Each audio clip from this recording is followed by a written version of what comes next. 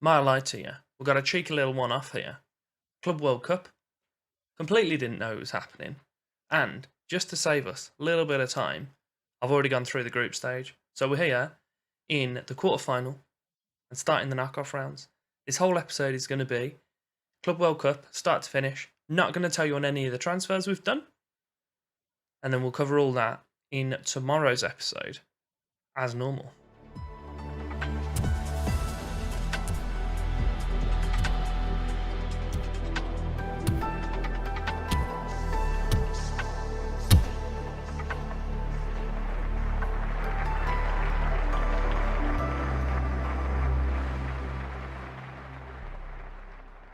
Welcome back to episode 11 of the wonderful Barcelona rebuild, fresh off the back of our league win. We've got Bayern Munich in the first round, so I don't know how long this video is going to be. It might be a little bit of a hint for you if it's only like a 6-minute video. Just starts off with me losing to these and then crying. I've been trying to do some stuff with my microphone and background and camera. I'm hoping that it's been beneficial, but I'll only know upon the point when I try to edit it. So, fingers crossed. We are back, as we mentioned, for Bayern Munich. So let's scoot into it. But before I do so, if you're looking forward to the episode and the new season and the new series that's going to be on the channel upon release, the Doleboy Revisited, not sure exactly what I'm going to call it, maybe Living the Dream, sounds like that could be a good one. Then drop me a like, subscribe on the channel, show your support on that and your excitement for the new series. And even if you give the bell a little tickle, it'll give you an update as soon as the videos are out. But just to show you the group stage games that you're already aware of, because they're in the top corner, we played Zamalek and we beat them 4-0, and we played Fluminense, we beat them 2-1. Might as well give you a summary of the league itself. We finished off with a 1-1 against Real Madrid, so we managed to not lose to them, which was nice. And then a 3-1 against Sociedad and a 3-0 against Vallecano. 3-1 against Sociedad was a hat-trick from Depay as well.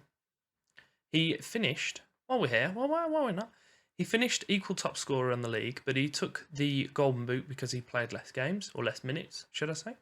He was the best performer in the league, with Alba shortly behind him. And Ter Stegen picked up clean sheets. Golden Glove, I believe it's called. We won the league in total by 13 points. So we did pretty damn well. We have ourselves against Bayern Munich. I'm not sure exactly where the tournament's been held. Oh, it's in China. I do know where it's been held. Just looked. And Chelsea, fortunately, have managed to pick up Atletico Mineiro. So that's good for them. I've changed my lighting slightly, and I don't know if I like it or not. I think it's better.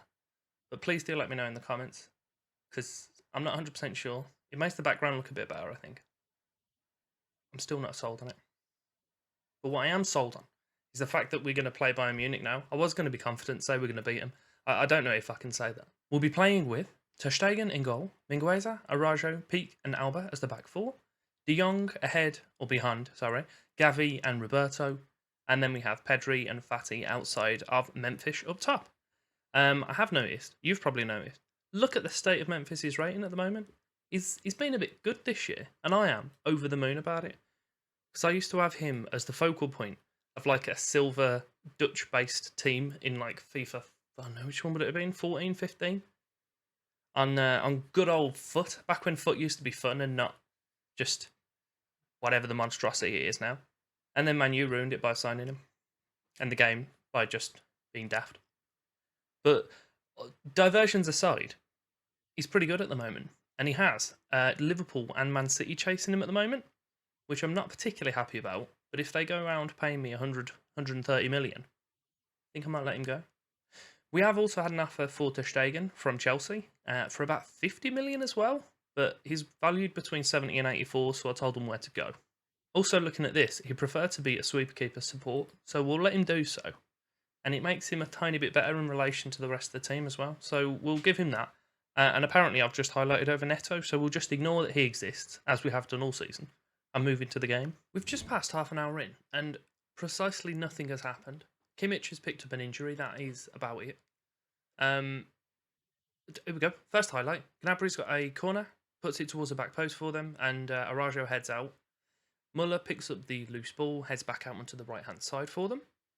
Gets it back, Fatty intercepts and knocks it to Gavi. Alba, PK, Alba, nice little short passes, and a big old lump from the goalkeeper. Memphis surely isn't going to win that. He didn't. Nianzou puts it through to Sabitzer on the right-hand side. As I say, he's got a little bit of work left to do. He's done it. He's done all the work that he needed to do. And Thomas Muller scored. He's the man of the moment, apparently. I didn't catch how many goals he scored. But yeah, I'm not particularly happy about that one. Sabitzer's done brilliantly here. Watch Muller running in late. It's just no one's aware of him. No one's followed him in. Is that De Jong's job for not tracking back? Who knows? It's half time. It is now half time. We may have a very short episode, but what the episode can be is me trialing my new microphone and camera settings. So that's all it can be. It's a test episode. Don't worry about it. Definitely wasn't intentional and hope for us to actually win a tournament, because it doesn't appear that that's going to be the case. I've gone a little bit more attacking, and I've changed the instructions. No, I haven't. I've given him a shout to encourage. Nianzou's back on the ball for them. Goretzka, Choupo-Moting, apparently he's playing for Bayern Munich. His agent is some sort of a deity. Jordi Alba's kicked him. Definitely outside the area. Ref, that's definitely outside the area, isn't it, ref? Come on. He stood, yep. Ref. Don't do this, ref. Don't do it. Good ref. Well done. Top work. Alba's having a shocker. I'll have a little look at him in a sec. Cuiton. Don't know if that's how you pronounce it. Feels right. Might be completely wrong. I'm going to have a little tweak. Oh, it's still a highlight. Ter Stegen, Arajo, Peak. Let's hopefully, PK. Let's hopeful that... Oh, someone's just kicked Gavi. Ref, that's cynical. Get him off. Why are we watching this? That was it. Okay. That was highlight worthy, apparently. Bear with me shortly. Oh, would someone's injured Muller? Shouldn't have scored against us then, should he? So we've had a little tweak. I've changed this to a gegenpress. I've kept it at the 4-3-3 because I wanted to try out De Jong as an advanced playmaker and support. We've brought in Busquets back to be the anchor man. We've got two players that are currently injured, but De Jong is playing well. He's tired, but I want to try him out in that position. So I'm not going to take this as gospel. If he doesn't have a good game or good response from this, then I'll give him a break. What we have also is Pedro's looking a bit tired, so we can bring on Dembele for maybe his last game for us, because he said he's not signing a new contract and it expires in about a week. So there is that. Fatty can come off for Hulk. Why the hell not? We'll swap them two around. And that's it. That's the subs, I believe. I don't think you have any more subs in this. No, it's just the three. So we'll do that. We'll see what happens. And I'll probably see you again on that screen in about a minute when De Jong picks up his injury. Because we all know it's going to happen, don't we? It's just not been a good game, has it? We're just coming up to 10 minutes left. We've just had our first shot on target, so that's good. Minguez has just picked a knock, or I should take him off.